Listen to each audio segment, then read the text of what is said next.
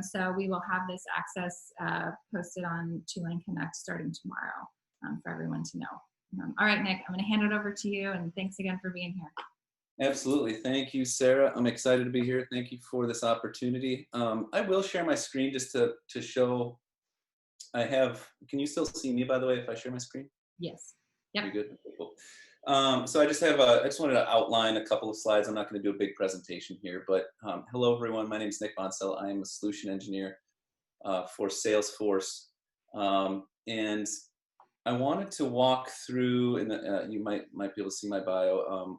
I'll introduce myself just quickly, and then just a quick, really brief overview of what Salesforce is, so we're on the same page of what exactly I'm talking about here and where I'm coming from technology.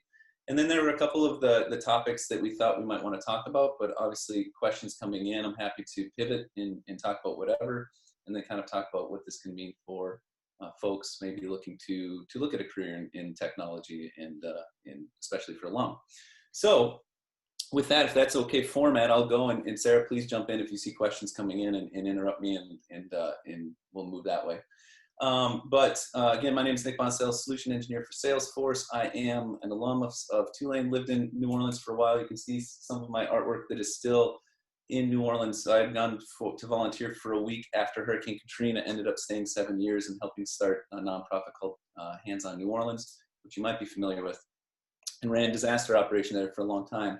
And then I actually worked for Tulane and finished my degree there. And then went on to work in a career in the nonprofit sector for the next several years. And eventually started working on the business side at nonprofits where I was using Salesforce. Salesforce is a technology platform that is a customer relationship management system, if you're familiar with that.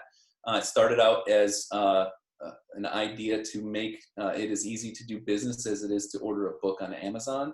And so really creating a technology that is helping business accelerate what they do, streamline business process, and put information in a meaningful way, in a useful way with technology. But I started using that from the business side, ended up going and speaking at Dreamforce, which is a huge technology conference that we hold every year in San Francisco. 160,000 people attended last year, customers and partners and everyone that's part of our ecosystem, and met people and decided to apply to Salesforce and ended up getting a position as a solution engineer. And what that means is I get to work with customers from a sales team, but I am the technologist on that sales team. So we work with customers to talk to them about what they're trying to do, what challenges they might be facing with business, and I help envision the solution that could help them do that on our platform and present that to them through live demonstrations that I've customized, and generally have those conversations with them about how they can transform in this new digital age that we all live in. And I work only with nonprofits.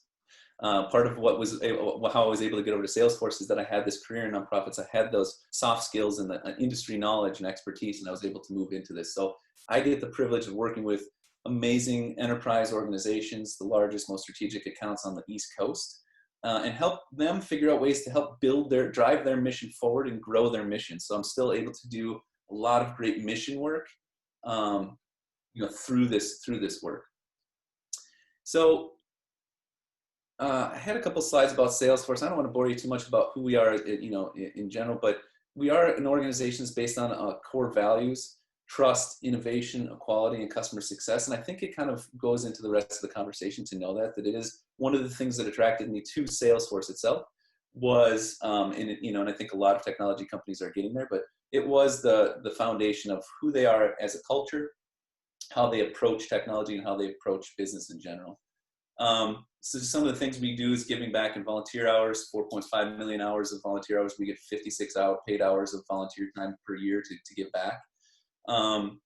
We give back grants. Huge amounts of our money are given back in grants to a lot around workforce development, a lot around education, and diversity in workforce development. And then 45,000 nonprofits. So the vertical that I work in is nonprofits in higher ed, and K through 12 actually. And so that's really, they get hugely discounted technology. We give them free licenses. to let them leverage our platform, the same platform that banks and Fortune 500 companies are using to drive their business forward. We want these nonprofits to do it to drive their mission forward. And so that's part of what we do. And we also align with sustainable development goals that are put out by the UN. And so these are the 6 that we really align to: net zero emissions, and America's workers, trying to build up 1 million jobs, public supporting the public schools, etc. So you can dive in more to that if you want to explore more about Salesforce.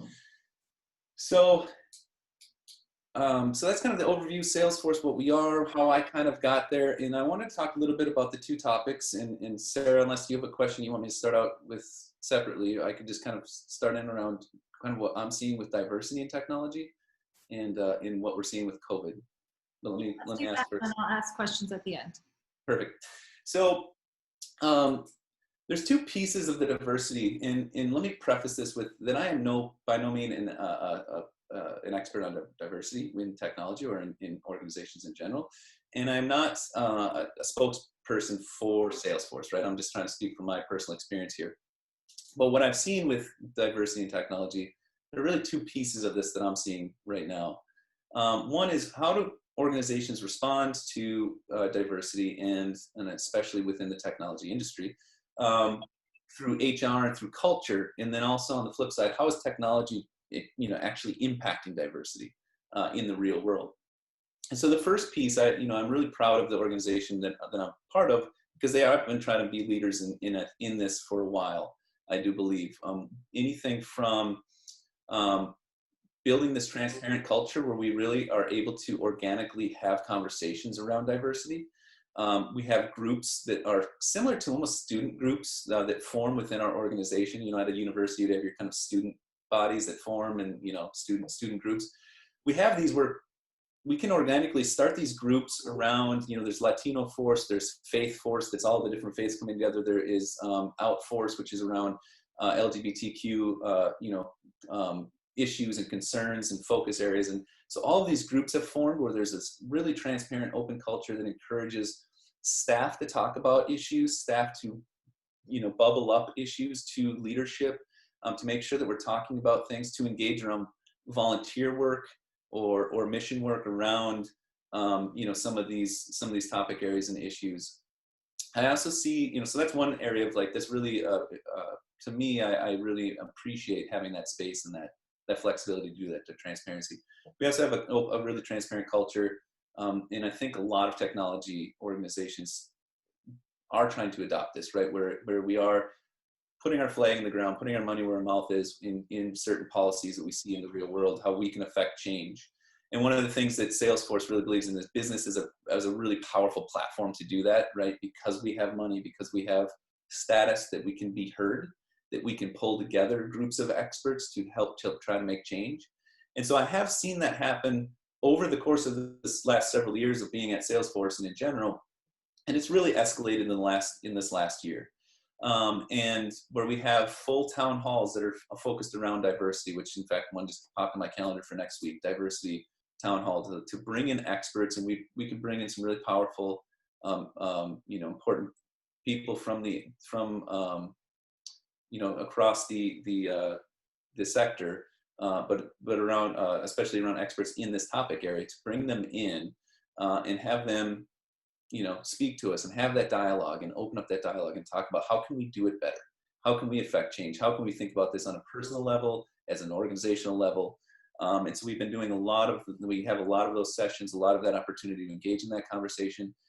We have an ethics office that we've built, and we have a diversity office that has been built around this. And again, this wasn't just in the last year, this has been ongoing, but it's really taken hyper focus on a lot of the core issues that we're seeing they're in our culture right now. And we even had last week, we had a whole summit around equality summit that we've held for the last several years, that's open to the public and trying to, again, facilitate the conversation, not just within, but without, outside of the organization.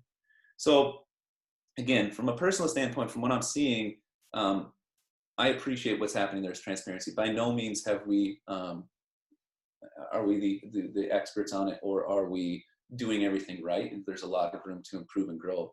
but it's really encouraging to see organizations like Salesforce and other technology organizations across the board that are really trying to drive this forward. The other piece of that is then the technology. How does it drive diversity? And we're seeing this heightened with COVID. We're seeing it heightened with this new industrial revolution that we're in right now. We call it the fourth industrial revolution, this digital transformation, this era of big data and AI, and how do we use technology ethically? And so that's a big topic that I actually dig into a little bit more in my day-to-day job. One of the things that's been, concerning is to see culturally, with COVID and seeing everyone having to go remote. Of course, we've all been impacted by it, but seeing how there are definitely still communities that don't have access to internet or don't have access to computers, and seeing how our organizations or how we can personally engage to help improve that. Working with a lot of the nonprofits that are focused on this type of area, as part of my job. So I get to talk to them about how do we help you expand your mission and grow that mission. And a big piece of this, though, is about big data in technology. And so when you think about what we're trying to do for any nonprofit or any business out there, is all of this data is being collected and created now on each individual. All of us are creating piles and piles or huge amounts of gigabytes of data, whether it's social media or how we're engaging with retail or how we're doing web searches or anything else. And your organizations are starting to collect more and more of this. And part of it is to personalize messaging to us, is to help them understand what is the next right thing they should do. Right. So if you think about a nonprofit collecting a lot of data around programs and seeing how effective their programs are and being able to communicate the impact of those programs out to funders and to understand how we can improve those programs to meet the constituents' needs in a more meaningful way. And so our technology helps do that. And of course, part of it's about being able to structure the information in a meaningful way so you can work with it in a CRM. And part of it's being able to report on it and visualize it through data analytics, right? Business analytics tools to be able to visualize trends and spot them. And artificial intelligence is that next layer on top of it to actually build out models to ingest this data and surface insights out. And you have to be very careful with how you're building those models. And that's something that's on the forefront of what everyone's thinking about when it comes to diversity, inequality, and how we use technology in building out data sets that don't have data bias in them, to make sure that these models are not giving us very skewed results that are biased towards certain populations.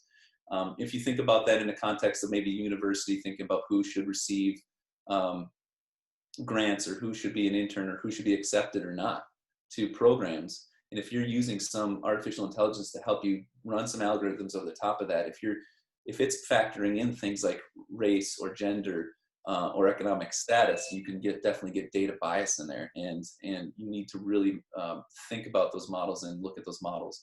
And so there are whole teams, whole organizations, whole conferences held on this. We have a whole team that focuses on ethical use of artificial intelligence in our technology in general. So that's just one piece of kind of how technology itself can play a role with diversity and equality. So I'll move on then to the next piece that I think, and I was starting to touch on this, where we're seeing this with COVID, where it's really heightening, it's bringing a lot of this to bear. It's really showing disparities in equality. It's really showing us where organizations that maybe haven't transformed completely yet to this digital transformation to survive in this next era we'll be in. It has forced them to make some radical changes. So of course, everyone's been impacted. Everyone's online now and is a remote workforce. And so my personal experience working with nonprofits, this has been a radical change for a lot of them. Moving into a space where they need their workforce to be able to work from home, just having the technology to, work from home, to have the infrastructure built up around that and the IT help desk to help them do that. So there's huge transformations happening there. And a lot of them are seeing that this is going to be a permanent change. And this is a trend we're seeing. And so for me, I've been remote already. Salesforce is a very remote organization. And so there wasn't a huge impact for me in that sense. But what I have seen is my volume of conversations has exponentially grown because so many more nonprofits are wanting to have help with this and trying to figure this out. And companies in general are. And so there's a lot of great change that's happening with that, and a lot of obviously challenges. And nonprofits have been hugely impacted their bottom line has been impacted by this. If you think about fundraising events, galas that were in person, or runs that they needed to take place, they had to transform all of their fundraising, how they're delivering their programs to constituents. Food banks that need volunteers to really keep them running. How do we make sure that we keep them safe and with COVID, but we still need those hands, and now more than ever, because so many folks need to go and get this food. And so those are the conversations I'm having daily. And we've seen some really great success where we can transform and technology can play a meaningful role. One instance is around, if you think about marketing solutions, or like social media, or what we call digital engagement. So we're thinking about how do we engage and personalize our engagement with individuals at scale, right? How do we automate that and do that with big numbers of people? And one example of this was American Cancer Society. Was an organization that was running, had a huge fundraising event every year that was in person, and they were challenged this year because they couldn't have it in person, and they might not meet that goal, which is a critical goal to meet for their fundraising. If a lot of organizations, some of these galas can bring in 60% of their fundraising goal for the year. And they turned to us, and we ended up working with them and helping them think through, okay, let's think through this new strategy of how to engage individuals in a meaningful way through these online channels, through social media, through email marketing and all of the rest of it. And we're able to pull it together, and they ended up outraising their goal by 190% in this new era, right? Transforming digitally and doing it in a different way that they didn't think was possible, but because they were able to be nimble and adapt, and having the right partners out in the ecosystem, our Salesforce ecosystem, to help them do that, and our teams to help transform. So that's a really a positive success that we're seeing, and we're seeing smaller successes here and there, and some larger ones as well that are like that. So it is good to see that this, COVID can bring still good success to organizations, help them grow their missions, but it definitely is having a huge impact. And this will be a permanent one from what we're seeing in the terms of more people working remotely, thinking more digitally. In the healthcare space, we're seeing a huge increase in telehealth, which was maybe on the back burner for some of these organizations that we work with.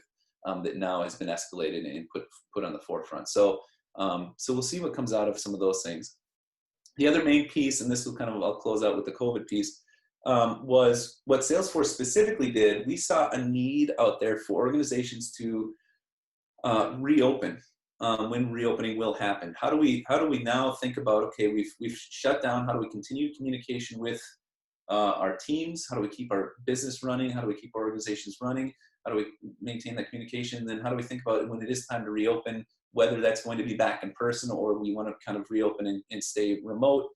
What are the tools we need for that? And one of the tools we put forth was, and this is innovation that's come out of COVID, was work.com is what we call it. And essentially we developed and it was deployed within 6 weeks, and it's been adapting since, but it's really using our platform, but really in a way where you can manage shifts for individuals coming back into the office, wellness checks with quick rapid surveys out to individuals in your organization, or even in universities are using it for the student body to do wellness checks, and then being able to actually do contact tracing with contact tracers, but using all the technology to connect the dots within the platform.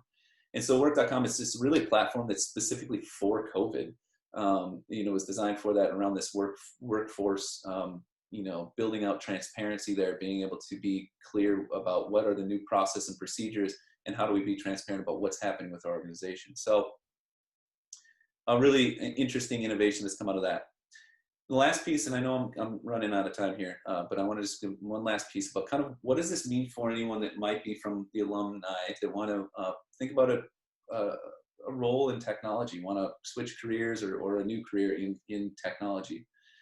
And so what does this mean for you or for anyone?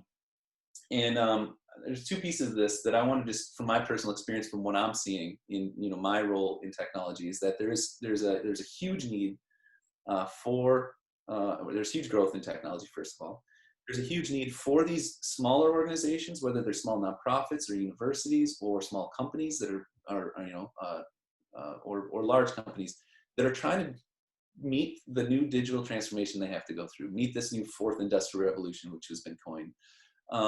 And there's a whole skill set that's going to be needed around this. This is going to be, moving forward in the workforce of the future. And what I see is there's kind of two different pieces of that, especially again from thinking about Salesforce specifically. There's the soft skills and the hard skills. The soft skills are really being able to be a remote worker, being a self-starter, being able to build out your own routine, being able to always seek enablement, always being willing to learn, because technology is changing so rapidly. We are having to keep pace with not only our own technology, but also the changes that are happening in the industry so quickly. So there's a piece of that where you really need to be focused on the desire to learn and continue to learn. The soft skills around being able to communicate and present through remote, through online, and communicate your ideas and collaborate with your coworkers that way. Understanding in a specific industry. I came into this from the business side, not as a technologist, but from knowing the nonprofit industry and having been a customer of Salesforce. And then I was able to get in and actually learn the technology. So you don't have to be a technologist to begin with, I think is the point I'm trying to make. And there are a lot of different roles. We have event planners, marketers, designers, and then of course the technology developers and the sales teams and the solution engineers like myself. So there are a wide array of roles within technology organizations. So keep your eyes open on that. And the second piece of that are those hard skills. If you do have those skills with coding, if you do have the skills with a specific platform, those technology companies will want you to work for, look at you. Organizations need people with expertise in data analytics, in AI, in thinking about how to build out reporting and statistics. If you are a Salesforce admin, specifically, from our technology standpoint, if you have some certifications around that and those skills, nonprofits, our partner ecosystem that are building out, that actually implement Salesforce, they're always looking for roles, and of course at Salesforce. And I'd say two ways the best kind of approach this is reach out to your network. I guarantee you will find someone that's either using Salesforce, from your LinkedIn network, someone that's using Salesforce at their job, and that may be looking for people that know Salesforce to work there or in that role, or at Salesforce themselves. And I know our culture is extremely open to, if you reach out to them, happy to have a conversation, happy to help connect you in and network you in if there are openings. So use that network. And then the other thing is something called Trailhead. Look up Trailhead in the App Store or online, trailhead.com, and we have an app. And it is the learning platform that Salesforce has developed specifically to learn Salesforce, but also in general about technology or about CRM or about the SDGs, the Sustainable Development Goals of the UN. It's kind of this all-encompassing learning platform that's very bite-sized, it's gamified, and it is what Salesforce employees, that's what we train on, that's what we get onboarded on, is Trailhead. We earn badges, we badge up, and we get our enablement around that. And you can start doing it for free. You just sign up and start learning. And that will be a huge foot up about just understanding Salesforce in general, or technology in general. If you can start to learn that and start to dig in around there. So I'd really encourage you to look at that. It's free. Millions of people have earned millions of badges just in general to educate themselves. So hopefully two potential action items if you are looking at trying to switch careers or look at a new career in technology. This one couple of avenues you can approach. And so happy to help with that. And with that, let me pause there and let's see if there are any questions. I know I went a little over time, so I appreciate that. Sure. Thank you, Nick, so much. Yeah. I want to, since we do have a good group here, I want to utilize the chat feature for any questions, but we do have actually a question that came over. That came on the app. So it's a long one, so bear with me. The question is, there have been a lot of stories recently about large firms looking to locate back-end technology jobs in lower cost markets. As major tech hubs, San Francisco, New York, remain expensive, and with the advent of the pandemic and subsequent work from home, does the technology industry accelerate its office dispersal, or does it reduce its overall footprint, or both? Okay, that is a long one. And I don't know if I'm an expert on this, right? But So I think, and correct me if I'm not getting the question right, but so essentially we are seeing obviously expansion of footprints of technology companies specifically, right? I can speak only, from my standpoint from Salesforce. We are a remote workforce, and we have people in truly almost every city. So there are many ways to engage, to get a career in a technology firm and be remote. That's like kind of the wave of the future. There's gonna be more and more remote, and so I see us being able to diversify where those jobs are concentrated, and I think there is a push for that. I mean, we're also seeing, I think there's a realization from companies that we'll see in general from COVID is like, it's expensive to have this office space, and do we need it?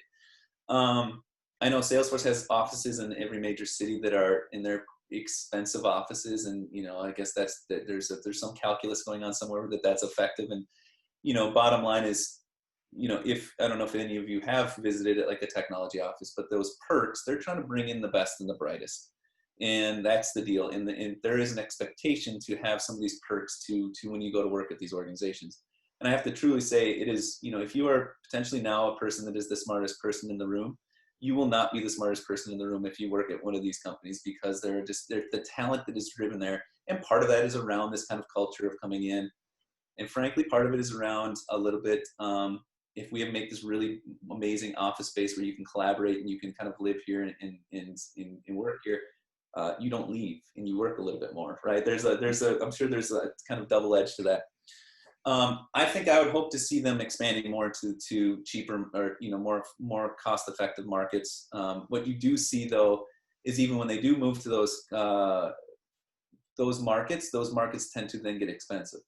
So I don't know what drives what necessarily, but I know we saw that in Seattle and a couple of other places where technology hubs grow, and then therefore all of the costs around that grow. So I think what I would like to see is more thoughtful approach to when these companies go in and how they do it. And we had that big, when Amazon was looking for new space in New York and all these different places, and where they're going to get the best tax breaks and what's that going to do. And I know there was pushback for them coming to New York because what it would do to the housing prices for cost of living in those areas, even though it would provide those jobs.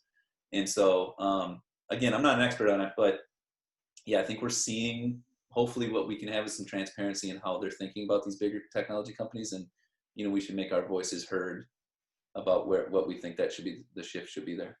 I don't know if that answered that question, but. No, I think it did. It was a multi-layered question, and I also think you had touched on it previously, so thank you. I actually want to go ahead and pivot to doing a round of breakout rooms just to allow for a little bit more networking. So Nick, thank you so much. I found it extremely interesting and helpful. And does anybody have any general questions or comments? I think we lost Nick, actually. Yeah, I didn't, Sarah, this is Erin. I didn't know, is Nick gonna participate in the breakout rooms, or is he done? He was gonna participate, but it looks like we dropped him. So I don't know if he's got some tech issues on his side or. Okay, sounds good. But I know that if you wanted to have a direct conversation, like we could all, I'm gonna follow up with you individually, Erin, but also in general, I know you could post some questions. You could reach out to Nick on the app. Cool. There you are, Nick. Well, there we go. Yeah, so I have no idea what happened. So we're just gonna do open questions here. Perfect. Erin, go ahead. Yeah, I mean, since I have my video and unmuted already, I figured I would just jump in and introduce myself. I'm Erin. I graduated in 2014. I've been actually living in San Francisco for 6+ years now and working at Yelp for 5.5. So my focus is in technology recruiting within the engineering and product organization at Yelp. And I was working on building out our Toronto office when COVID hit. So now I am actively job searching, but have a lot of experience in the technical recruiting space in general. So I'm happy to be a resource to anyone who wants to kind of make the pivot, and I'm also kind of looking to see who else is in the industry and what are people up to. So that's kind of my quick little introduction. Thanks, Erin. Sure. Melissa, would you like to do a quick intro or any questions? Sure. So I'm Melissa Geis. I'm class of 2013, anthropology and social sciences. And I would say I work in the technology industry, but I would make an argument that there's no such thing as a technology industry anymore. It's like technology is just in everything. So anyways, I work for a management consulting firm, and we do use Salesforce, and it's so valuable. And I'm in New York City. Awesome. Thank you. All right, Therese, just because I know you, if you want to unmute yourself and do a quick introduction, or there we go. Yeah, hi everybody. My name is Therese Hobson. I'm a recent graduate in 2019. I graduated with my bachelor's in anthropology and international development, and I'm currently looking for a job and trying to transfer into that tech sphere. So it's great to hear that people are coming from a lot of different backgrounds, and there's, you know, positions that aren't necessarily like you need to be a software engineer. So looking to network. Hi, everybody. Thanks, Therese. Awesome. Hey, Brandon, do you want to introduce yourself?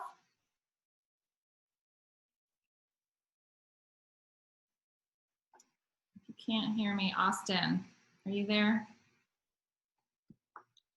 Thank you. I'm currently job searching and I'm quite interested in tech. Thank you. Awesome. Do you guys have any questions or any resources that you want to kind of share with each other? We've got about it's 13 minutes before this session is over. I put a question in the Q&A thing. I don't know if it showed up. Oh, you know what? Hang on. It did not. It was in Okay. Yeah, if it wasn't in the main chat, it might not have shown up. Okay, no worries.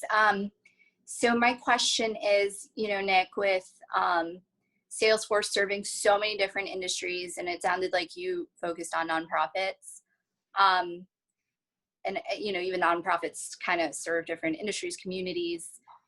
Which are you finding are the most resilient in our new world?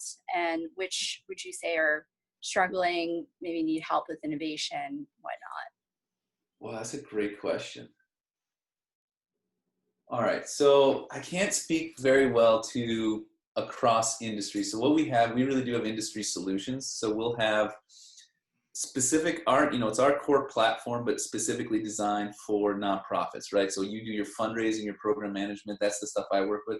We have a higher ed vertical. We have, health care, we have financial services. So we have these very specific verticals that are very much a different world than I work in. And I think there's going to be resilience, different levels of resiliency there, depending on the type of organization.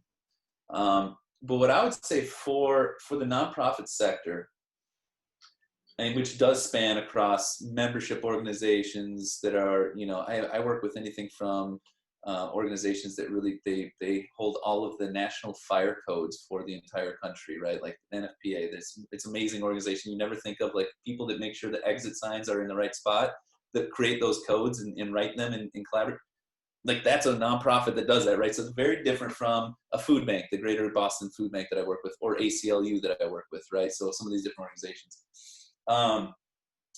And so no matter which industry they're in, the ones that are resilient are the ones that are looking towards the future and that are open to transformation. Like you said, technology is now in everything. And if you're not transforming and meeting the new norm, and again, this is my day-to-day conversation with organizations. This is what we're seeing. This is what you need to, that you should do to be successful. Do you want to do it? Because, get away from paper and pencil. That's not going to be effective anymore. Even just being siloed technology systems where you can't communicate and collaborate across teams, especially in this remote world we're going to, if you're not positioning yourself now, you're going to be losing out. And then this big era of data where someone that's giving you money, that's fundraising for you, wants to know the impact of the dollar, right? Consumers are smarter now, right? The average consumer that's buying shoes online is way smarter and wants to be way more informed and have any channel they want to go on to engage with your organization on a retail standpoint that same thing from a fundraiser or a volunteer. Someone's giving you money or volunteering for you, wants to be able to engage with you on either chat channels or text message or whatever that is, and for you to be able to have that coherency of that communication and that relationship. If you can't build those relationships in this digital world, that's where you fall behind. So those organizations that are effectively thinking that way are what I see are resilient. I don't know if is that helpful in yeah, definitely. Yeah, great question though. Thanks. And I believe Tulane uses Salesforce. Is that right? Yeah, definitely. Yeah. Sarah, do you use? I don't know if you do in alum. We haven't integrated it yet. It's a conversation that is ongoing, but I know that we want to get on the same. Yeah, we want to get on board with what the student side is using for career services. Yeah. And so that's actually something to think about, which is interesting. And universities are like the epitome of this is siloed teams and siloed groups, right? So nonprofits, big corporations, enterprise corporations that are global, or small universities or small nonprofits can still have their silos. So this department wants to own their stuff. This school, right, or this, it's there. And so that is a challenge of organizations. And when you're thinking about when you go in, and this is actually where, this is interesting, this is where I was effective and where I think I was able to translate those skills to Salesforce, is being able to effectively break down barriers and be what we coin them as trailblazers at Salesforce. You'll see trailblazers, and and it's about those people that are inside of an organization that are wanting to trailblaze, to break down barriers and say, we need to transform. And sometimes it's the business user in this department, not the head of IT, that's breaking down those barriers, that has that vision, right? And so that's who we try to help raise up and let them, help give them the power they need to do that. And I was kind of seen as a trailblazer at the organization I was at, because I was able to break down barriers and really see wow, we have a lot of desperate systems everywhere and we need to start to connect them. And so thinking about that in the work you're in right now, or when you're looking for a role, and if you're trying to maybe make a name for yourself or be seen, I see that as a skill that I've seen resonate in a lot of people that work at Salesforce have been similar folks that are innovative in their own roles, and that's really attractive to technology companies. So I don't know if that's helpful at all, but Aaron, I'm sure you probably have similar. You could give input too about workforce development around that. I don't know if you see the same thing about that kind of skill, that innovator, that kind of trailblazer in how technology. Yeah, we look for that. For sure. I think that every company, especially in tech, has their own company values. And so, but all the company values kind of start to sound the same if you're really paying attention. So one of the ones for Yelp was be tenacious. And Yep. So that was how do you keep showing up in spite of obstacles? And so I think for conversations and for cover letters and for framing your resume, just making sure that you're showing that grit to keep problem solving and to keep pushing forward, because that's what these organizations are kind of built on. Yeah. Nick, would you say that, to Aaron's point about cover letter and for job seekers, would you say that it would be something to do for, say, someone who's trying to apply into Salesforce, or in their cover letter to talk about how they would implement change, or almost kind of start to bring their new ideas during the application process? Or is it better to tout, say, I'm excited about Salesforce and this is why I would be a good fit, and then do you want to automatically be a trailblazer? Do you want to wait till you're in to be a trailblazer? Well, I think it's, yeah, and I think both, right, is part of it, but I think more about how you can illustrate how you have been a trailblazer, or how you think like a trailblazer, and not necessarily coming to Salesforce to trailblaze there, even though we are very open to people. What's amazing about us is, and you'll see this in a lot of technology companies, is our ability to rapidly innovate. And a lot of that innovation comes from these conversations. We're having a conversation with this nonprofit that has this challenge, and we need to, so solution engineers like myself and the sales team and the product team are hey, let's build this thing, and it turns into a product, right? And it's we create solutions, and it can actually turn into real things that, hey, we could replicate this across other industries because they need it. So that concept is absolutely, it is desired here, and it is valued. But to get there, I think it's more about, we don't necessarily need someone to come and trailblaze and change how we do our, do a lot of innovation, because it's happening.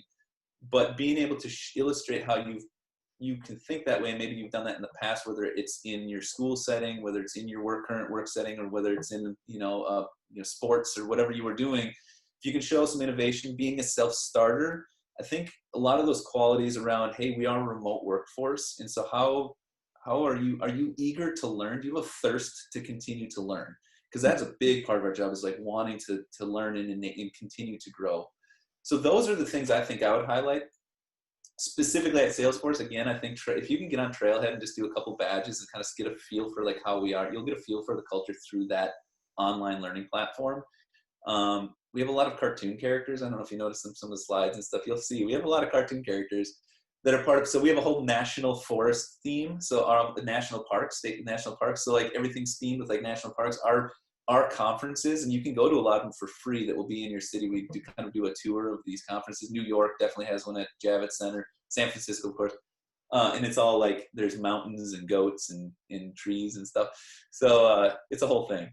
But I don't know how I got on that tangent, except for you'll kind of get a flavor for how the ecosystem is, how kind of what we value there. But for cover letters, yeah, if you can say I have experience with Salesforce, I have experience with, I've tried Trailhead, that's going to go a long way. Just kind of saying like, hey, I've at least started my own enablement. I'm a self-starter. I'm already starting my own education process.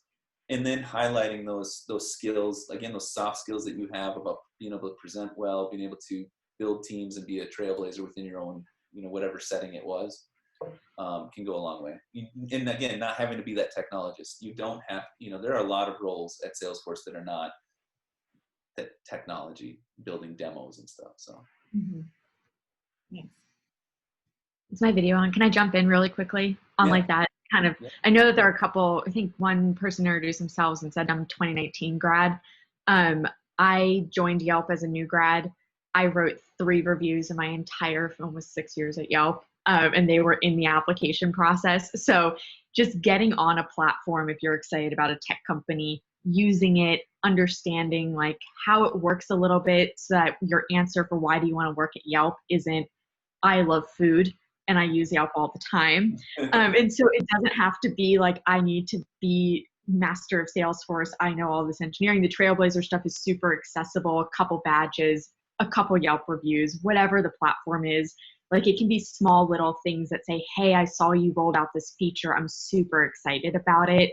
And it just helps to show that initiative. So I just want to like make sure that the barrier to entry seems that it is achievable, because it is. Yeah, that's a great point. Yeah, the barriers, and that's, again, I came over from being on the business side, working, my nonprofit experience was like disaster response, right? Running volunteer operations to respond to disasters. And then in some other stuff, and not at all technology and stuff, but it was about, I understood the industry. We were using Salesforce. So I could say, this is how we were using it. This is how I saw it was effective. And now I'm on the technology side, actually demonstrating technology. So I had to get enabled on the product once I got to Salesforce. So it's, again, barrier to entry. It's really, a lot of these companies do focus on who you are, and do you have kind of the skill set that you can then achieve what they need to. You don't need to be the expert in that technology from the get-go, because they can train that. It's more about how are you going to fit otherwise culturally and everything else into our organization. Nick, thank you so much. Thanks for your patience, everyone, with the breakout sessions. I actually think this went really well, having everyone in the same room. So as we wrap up, Erin just shared a quick LinkedIn. Erin's LinkedIn, awesome. So please connect with her. Nick, can people get in touch with you if they have additional questions? Yeah, absolutely. I get a lot of, please grab me for any questions you have. If you want to just talk about more about Salesforce roles and stuff, I get a lot of requests every week. But I'm always happy to. And the rest of you, look at your other networks. People at Salesforce really, truly are open to networking and pulling people in and help people out. So yeah, please reach out to me or anyone else in your network, or if you know someone else, I can help get you connected, whatever that might be. I'm happy to help in any way. Great. Thank you so much, guys. And as the day rolls on, we have other industry sessions. So check out, go to the app, the Whova app, and and see what else is there. And there's a lot of other networking opportunities throughout the day and the week. So again, Nick, thank you so much for your time, and it's good to see you, and have a good day, everyone. Yeah, thank you all. Thank Appreciate you. it. Thanks. Thank you, everyone.